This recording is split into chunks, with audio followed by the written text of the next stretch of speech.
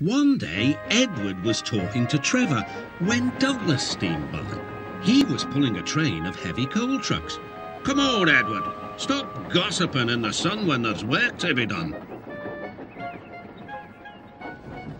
Later, Edward spoke to Douglas. "Trevor and I are old friends, and you and he have a lot in common too."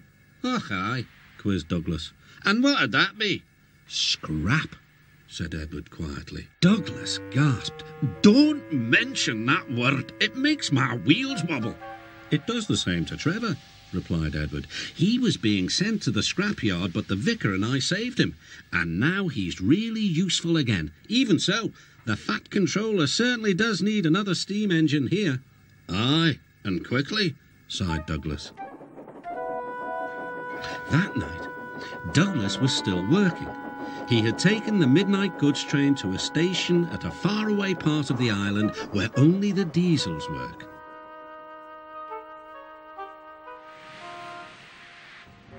He was just shunting, ready for his return journey, when... "That sounds like a steam engine," he thought. The hiss came again. "Who's there?" asked Douglas. A whisper came. "Are you a Fat Controller's engine?" "I intruded it." "Thank goodness. I'm Oliver, and I'm with my brake van towed. We've run out of coal and have no more steam." "But what are you doing?" "Escaping." "From what?" "Scrap." Douglas shivered.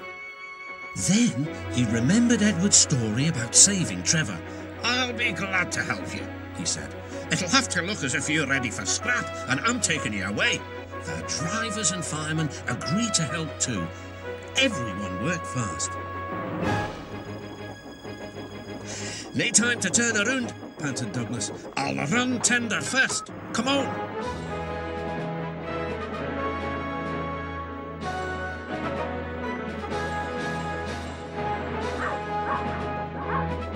But before they could clear the station, they were stopped.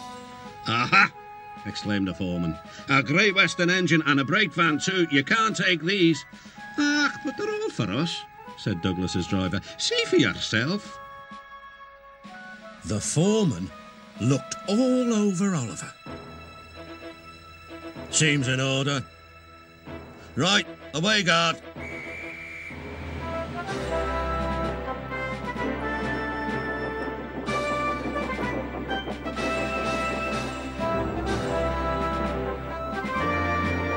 "That was a neat thing," puffed Douglas.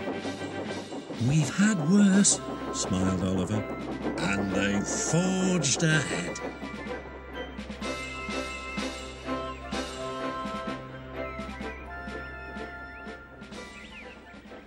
It was daylight when their journey ended.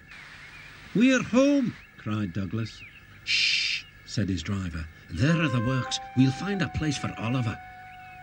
Oliver said goodbye and thank you, and Douglas puffed away.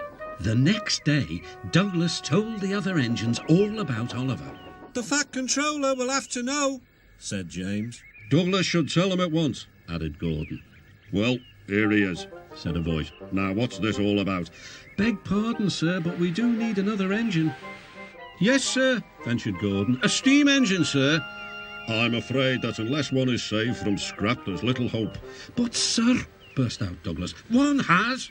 "Yes, indeed, and thanks to you, Douglas, he is now at our works. Oliver is just what we need for Duck's branch line." Everyone cheered.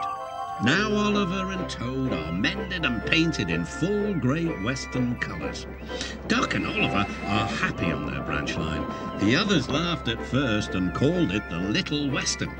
Duck and Oliver were delighted, and so the Little Western it will always be.